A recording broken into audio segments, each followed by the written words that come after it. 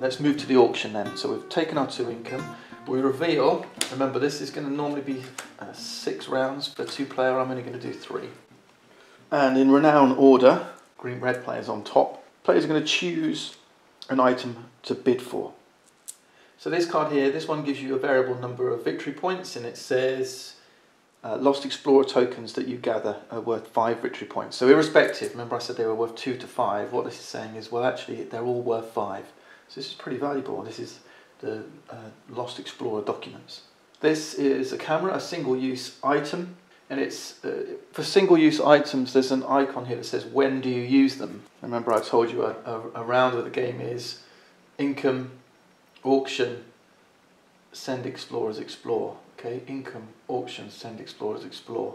So this one says after the auction, there's this little mark here, it says after the auction, discard this card to gain 7 renown. That's really useful. And then we've got the magnifying glass. This one again is worth a variable number of victory points. It's 1 for each set of region cards. 1 from South America, 1 from Africa, 1 from the Far East. Okay, so every 3 cards that you collect, bum, bum, bum, bum, bum, bum, you get victory points. So all pretty good cards. I should also say, and I've missed a token off the map. We've got renown for this rival player. Remember I told you each player has a rival pawn. There's 2 for the rival player. Each player gets to place 1. During the collect income, we took 2 coins. The rival actually gets 4 more renown. So this does tick up. Really, this is about that race for those end game victory points. Alright, back to the auction. So Elizabeth Burke, red player, chooses which she wants to bid for. She likes the idea of getting an early start on renown and staying as first player, so she's going to bid for this one. Now the auction's a bit strange in this game.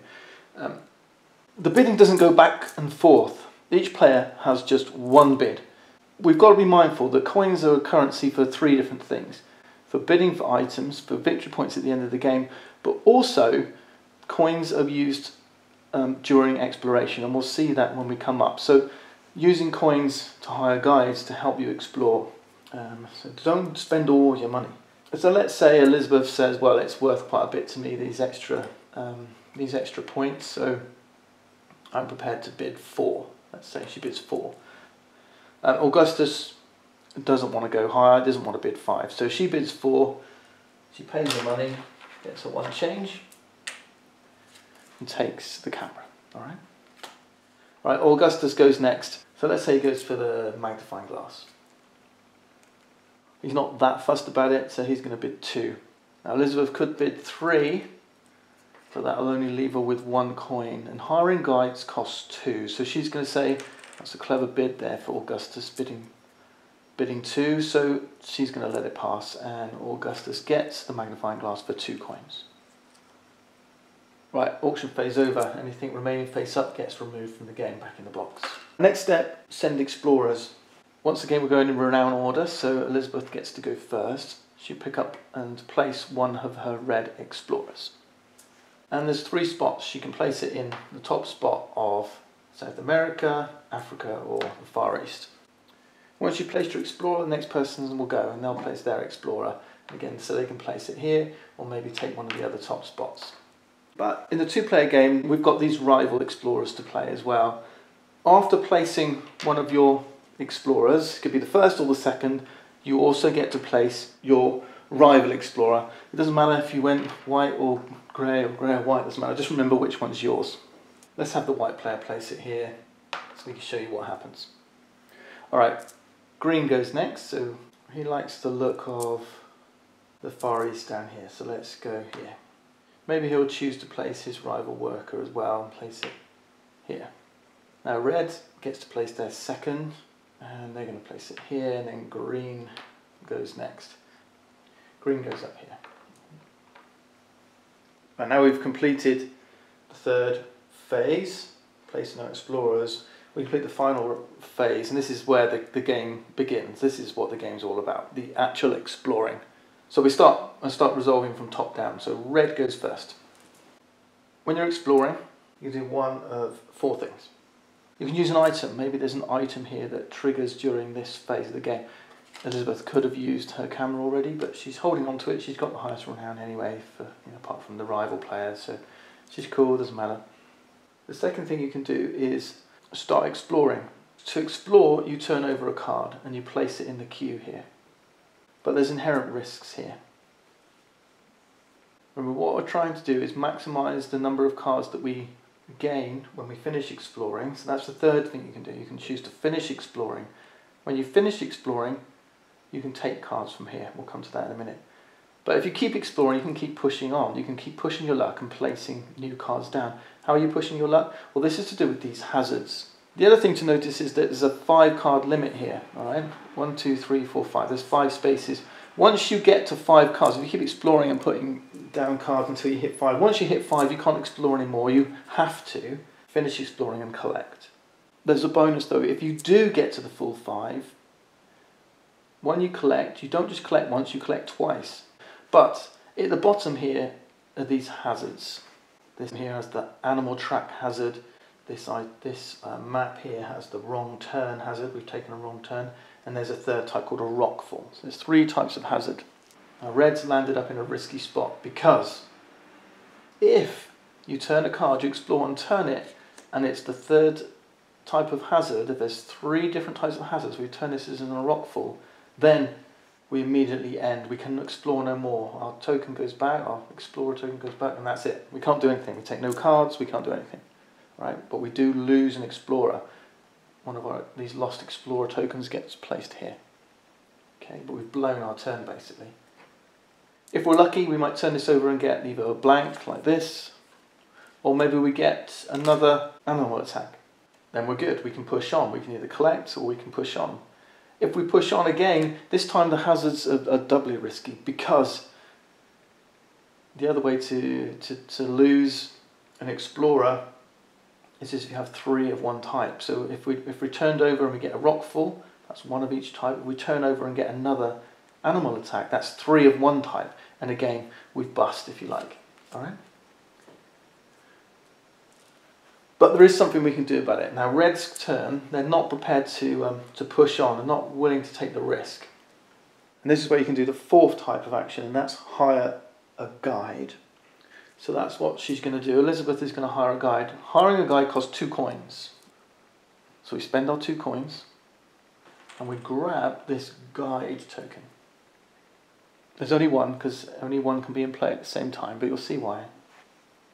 And with this token, we can overlay it on one of these hazards, effectively cancelling it out. Now at this stage, we don't really know which one's most probable, because we've got a full deck of cards. If we've seen lots of wrong turns come out already, we might say, oh, let's cover the animal attack, because chances are a wrong turn is not going to come out. Okay, so there's lots of little tactical decisions to make. So we'll cover that one up, we'll cover one of them up, we'll cover up animal attack, and that's it, we've taken our action.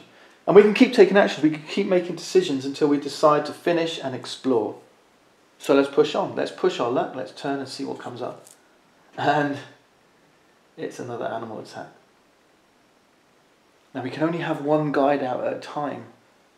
So she's not going to be able to pay again and put another guide. There's only 1 guide token. So that was unlucky, really. If that would have come out, that would have been better in a way, because the chances are that a 3rd animal attack were coming out were lower than now having a rockfall come out. So what does she do? Does she push on, or does she twist? Okay, does she continue exploring? Let's push on. Let's explore again. Let's take a chance and see what happens. And we're lucky. Okay, now we're up to 4 cards, and it's getting very tempting. That precious 5th card is very tempting. Let's do it. Let's push on 1 more. Don't give me a rockfall. And we're lucky. It's a wrong turn. Okay, we're good. We got 5 cards, and now we take our choice of discoveries. Remember, we've got 2 choices because we went to the full 5. If we didn't, we'd only have 1 choice. But let's do 1 choice, and then we'll do our 2nd choice, and we'll see what happens. Right, so one of our choices is to take all the animal cards in the region. There's none. Right, so that's no option anyway. We can take 1 non-animal card from the region. Our 3rd option, if we don't want to take any of these cards, is to take one of these lost explorer tokens. Now we don't want to take the lost explorer token. It could be just 2 victory points we want to start building up. So let's have Elizabeth take an orchid. Okay. No immediate gains for this. We've got an orchid. We know that if we collect one from here, one from here, and one from here, we'll get 9 victory points. And you could do that multiple times. So for every set of 3 that you collect is 9 victory points. So let's take that card. That's our first discovery. And remember, we discovered 5, so we get a second pick. Maps are good, start collecting maps, but I think we're going to try and boost our money a little bit, and we'll take this golden mask, it looks. So that's going to give us 1 victory point at the end of the game, but it also gives us an immediate benefit of 4 coins. So Elizabeth takes those straight away. 4 coins, lovely. That's it, that's our 2 picks. And with the conclusion of our exploration, we take our explorer back, and any guides that were placed go back to the supply. Now it could be that once we remove our guide, we reveal, imagine this was here, we had a guide on here, we take everything's safe, we take the guide off, well now suddenly everything's not safe anymore because there's 3 of a kind, that's a lost explorer. Well, what it means is we had a successful exploration, but we did lose an explorer on the route back home perhaps. So you place a random one down, and then this gets cleared, the decks get cleared, these get removed from here and shuffled back in here, and then we draw 2 more. Alright, so that's what would happen. If after taking your picks there's less than 2 cards here, you just reveal again so there's 2 more. Alright, so that means there's always at least 2 cards here for the next explorer to take their turn. As it goes, the next explorer up is a rival explorer. The red player placed the white one so they take the action. And all they do is reveal the next card from the top of the deck. Doesn't matter how many cards are here, we're just revealing the next card. This could cause the rival explorer to be lost. We'll put 1 down, we'll reshuffle in and all that stuff. But in this case it hasn't, it's another wrong turn. And that's it, that's the rival done. Now it's Green's turn. Now Green's left in a bit of a tricky situation. He's got 2 wrong turns and an animal attack. We think that a rockfall might come out, but we want to save our pennies, so let's just push our luck, see what happens. It is a rockfall. Unlucky Green. So Green's explorer goes back to their player area. We draw a random explorer. That's a new lost explorer token here, there's 2 here now. One thing to note, if we had paid the 2 coins and put a guide, say here, that guide on being lost, well, he didn't do a very good job. So the guide goes away and you actually get your 2 coins back. You get a refund on that guide. So it's kind of, it's always worth doing if you feel there's a risk. These go back into the deck and get shuffled in. And then we draw 2 more for next time. Alright, let's push on down. So it's the rival explorer. Green plays on behalf of them, so they draw a card and discard a card. And with red coming up next, they're going to choose to ditch this one, the one that has no hazards on it. Okay. Red's turn next, so she could pay for another guide. Let's do that. Let's pay 2 coins, we'll get a guide. Cover one of these up, we don't really know which one. Then we're going to explore. It's another animal attack. Let's explore again. We'll take a risk. And it's a rockfall. And I think actually we'll stop there because she's trying to collect sets of orchids. And there's 1 here. So it's 4 cards here. And we're going to finish exploring. We didn't get the 5th. We don't fancy pushing our luck anymore. So we're going to end our exploring here. We don't want this. We're going to take 1 non-animal, which is the orchid. A second orchid for our set. Wonderful. This goes away. This goes back, and now it's the final explorer of the turn is Green. Now this time these are quite attractive. Let's see what we do there. Let's explore first. All right, now we're pushing our luck a little bit. So why don't we instead leave things there, we'll finish exploring and we'll take a lost explorer. So all you do is take the token, take this back, Probably wish we'd taken that, it's a 5, that's alright. I was going to say, probably wish we'd taken that other item that gives Lost Explorers 5 each. But 5 victory points is, that's pretty solid, so I'm happy with that. And then we get to choose either 2 renown or 2 coins. So I think for this stage we're going to take the 2 coins, I think. Set us up for the next turn. I just realised I've been taking gold instead of silver. Not quite sure what each player should have. Apologies. Let's switch them back. Let's assume they was meant to be silver. I've probably shortchanged someone at some point. Alright, this is what happens when you're trying to demo quickly. Sometimes you make mistakes. Okay, green next. So 2 rock falls here. We're going to pay 2 and place a guide. I don't know why I was mistaking gold for silver and silver for gold. Maybe if they had numbers on it would help. Anyway, we'll place 1 here because we don't want to get 3 rock falls. But we're okay, it's an orangutan with no hazard. And then we've got a second rock fall. So does green push his luck? I think he will. Anything but a rock fall. And we're good. We've got 2 picks. So it's going to be all the animals. That's a huge amount of victory points. Wow. 3, 6, that's 10. And the second pick is going to be this one here, which gives him 6 renown. And obviously he gets 1 renown from this, what is that, Komodo dragon or something? I think so. So that's 7 renown for green. Guy goes back, draw 2. Green's up to 8 renown. And then this is kind of academic now, because this is the final thing. Turn and discard. Alright, now we've reached the end of the game. So we do our final scoring. First off, whoever's in first place with renown, that's the rival player, gets 12 points. Whoever's second gets 6. So we're just going to take one of our explorers and use this to mark victory points. So green starts on 0. Red starts on 0, gets 6 points for being second with renown. And then third renown gets no points at all. Okay. Items. We don't have any items that give us victory points, nor does green. Okay, so these are things like this globe. Remember, 1 victory point for every 4 renown. So no items giving victory points. Lost Explorers next. Green has 1 Lost Explorer, giving 5 victory points. So 5 for green, 6 for red. Next, coins. 1 victory point for every 2 coins they have. So red's got 3 coins, so that's 1 victory point for red. And 5, 6, 7, 8. Green's got 8 coins, that's 4 victory points for green. That takes him up to 9 and in the lead. Locations and treasures. So these are the things that we found on our discoveries. Red has 2, 1, 2. 2 victory points, they're both on 9 now. And green has 1, 2. And these are all animals. Oh, well, there was an item here. Green did have an item. So actually, let's just quickly check that magnifying glass. So it was 1 victory point for every set, right? It's got 1 set. 2 sets.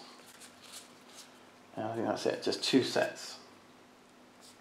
Okay. 2 victory points for green for the magnifying glass. Okay, maps now. So red has 2 maps. And 2 maps are worth 7 victory points. Okay, you can see the maps go up quite quickly. 7 victory points for red. Take them up to 16. Green has 1, 2, 3 maps. 3 maps are worth 12 points. That's 25 for green. I think green's going to do it, despite the fact that red had the most renown throughout the game. Orchids, sets of orchids. Green has none. Red has 1 set, that's 9 victory points for a set of orchids. 25, they're neck and neck, and it's going to come down to animals now. So yeah, green's been victorious. 3, 6, 7, 8, 9, 10, 11, 12, 13, 14, 15, 16 points for green, and only 4 for red. So a decisive victory for green with that massive animal discovery down in the Far East. So that's Exploriana. It's pretty fast paced. The game doesn't really change up as you go along. I think you're keeping a lot of eye on the items, making sure you're bagging the best ones. That auction's a little bit strange, it's very tense, knowing exactly what to do. There is of course some luck in there. As you saw, Green got a massive reward for those animals. I played a short game, so it's going to average out over the course of the game anyway. But, you know, how much are you prepared to push your luck? How much money do you want to keep in reserve for those guides? How much are you going to focus on set collection or taking those animals, pushing and exploring for animals? Lots to think about. Simple, fluid gameplay, nice and fast, nice and easy to learn, pick up, to learn, get going quickly at your game group. Look out for it on Kickstarter. Thanks for watching. See you next time.